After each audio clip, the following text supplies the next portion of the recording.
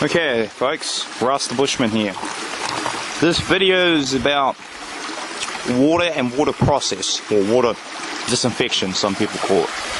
Now I'm down by the stream where my base camp is. It's about 40 meters off the base camp. Now, sediment. There's a bit iffy question for some people. Water that's got sediment in it, or they're not sure if it's chemical runoff or not. In my opinion, and this is from personal experience I've had with no issues whatsoever, is look at the water. Is it moving? Yeah, this water's moving quite fast. Has it got gradients in it? What I mean by gradients is, does it have some type of rocks in it? Does it have sediment limestone? Does it have granite in it? Does it have a medium to pass over? Yeah, it's got plenty. We got rocks, we got some limestone, we got some granite, we got some tree roots, and so that's good. The smell. What does the water smell like? Well, when I take a handful and take a whiff of it, it's pretty clean. You know, it's no better than your average household water you get from the town if you're a city slicker. And the last one is, does it have animal life or plant life in it? Well, from my experience in these streams, this particular stream in particular is, yes, it does have animal life in it. It has eels down the bottom end of the stream. Unfortunately, they can't make their way up yet. But there's alvers, there's tadpoles, there's plant life growing around it, there's moss, there's ferns, there's other types of lichen.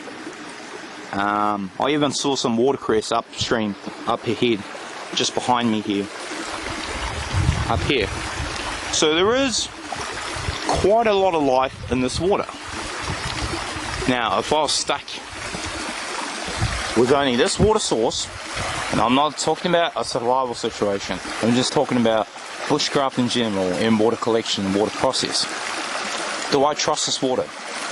Well, I'd rather drink this water, boil it, or disinfect it with aqua tabs than dehydrate myself. It's just not worth the risk.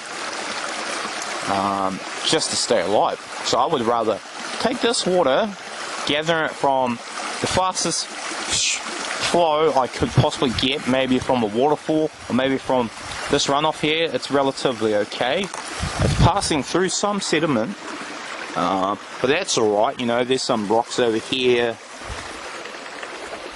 There's lots of things that this water has to pass over. Now up here, over here, there's a puna, a spring, and it wells up from there and it passes through this gradient. So that's okay. There's lots of plant life growing around it. There's signs of animal use of this water. Quite old use, but there is animal use, so that's good. So all in all, if I was stuck with this water source when I have pitched my base camp, drink the water.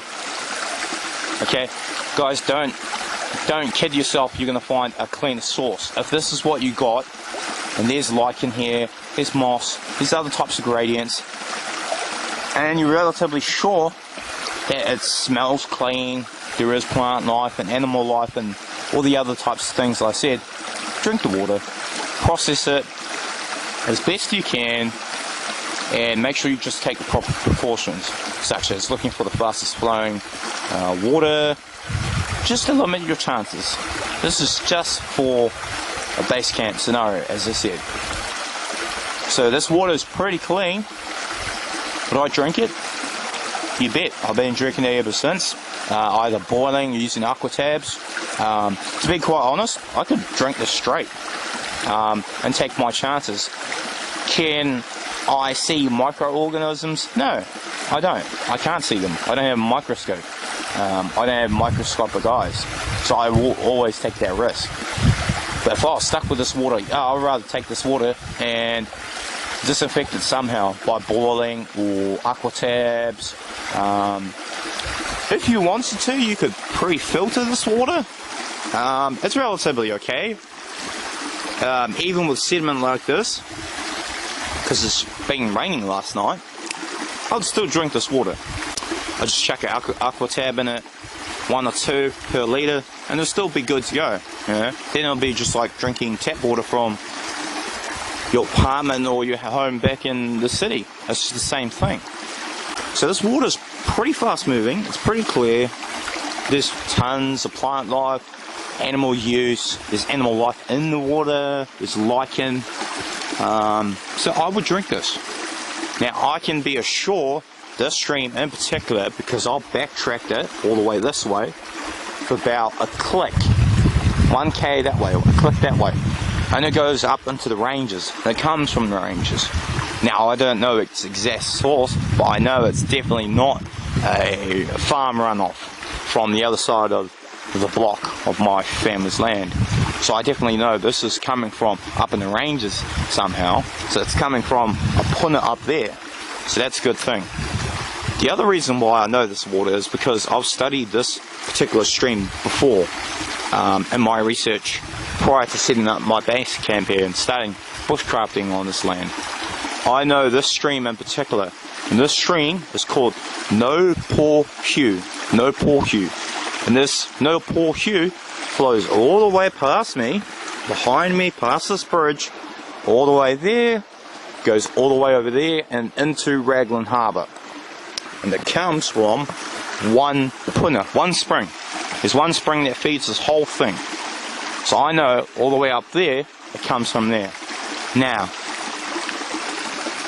how can I be sure there's fecal matter or animal usage or a dead animal upstream? I'm not sure. Okay? That's why I always take proper precautions. So always take proper precautions, be prepared and stay safe. This is Russ the Bushman with another video, and I'm signing off. Have a blessed trod on your trails, and I'll see you next time, folks.